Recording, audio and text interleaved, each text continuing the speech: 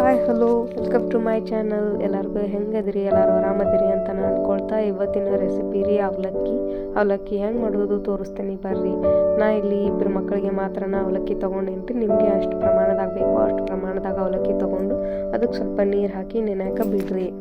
ಅವಲಕ್ಕಿ ಒಗ್ಗರಣೆ ಮಾಡ್ಕೊಳ್ಳೋದಕ್ಕೆ ಏನೇನು ಬೇಕೋ ಅದನ್ನ ತೋರಿಸ್ತೀನಿ ಬರ್ರಿ.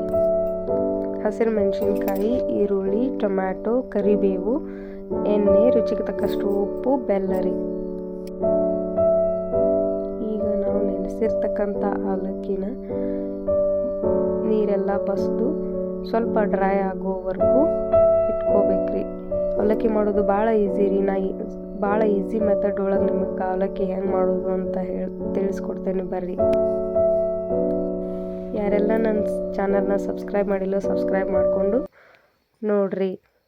ಅವಲಕ್ಕಿ ಮಾಡೋದು ಹೆಂಗೆ ನೋಡೋಣ ಅಂತ ಬರ್ರಿ.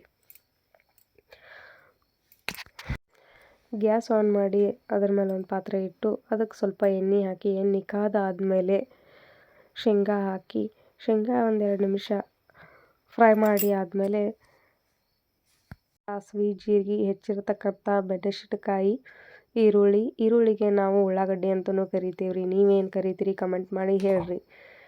ಕರಿಬೇವು, ಟೊಮ್ಯಾಟೊ ಇವನ್ನೆಲ್ಲ ಹಾಕಿ ಸ್ವಲ್ಪ ಫ್ರೈ ಮಾಡ್ಕೋಬೇಕ್ರಿ. ಫ್ರೈ ಮಾಡ್ಕೊಂಡು ಆದಮೇಲೆ ಅರಿಶಿನ ಪುಡಿ, ಸ್ವಲ್ಪ ಮಸಾಲೆ ಬೇಕಂದ್ರೆ ನೀವು ಸ್ಕಿಪ್ ಮಾಡ್ಬೋದ್ರಿ. ನಮ್ಮ ಮನ್ಯಾಗ ನಾವು ಡೈಲಿ ಯೂಸ್ ಮಾಡ್ತೀವಿ ಆದ ಕಾರಣ ನಾನು ಹಾಕ್ಕೊಳತ್ತೀನಿ. ಆಮೇಲೆ ಸ್ವಲ್ಪ ಬೆಲ್ಲ, ರುಚಿಗೆ ತಕ್ಕಷ್ಟು ಉಪ್ಪು ಹಾಕ್ಕೊಂಡು ಚೆನ್ನಾಗಿ ಮಿಕ್ಸ್ ಮಾಡ್ಕೋಬೇಕ್ರಿ. ಮಿಕ್ಸ್ ಮಾಡ್ಕೊಂಡು ಆದಮೇಲೆ ನಾವು ಈಗೇನು ಡ್ರೈ ಆಗಕ್ಕೆ ಬಿಟ್ಟಿರ್ತೀವಲ್ಲ ಅವಲಕ್ಕಿ, ಆ ಅವಲಕ್ಕಿನ ಹಾಕಿ ಮಿಕ್ಸ್ ಮಾಡ್ಕೋಬೇಕ್ರಿ.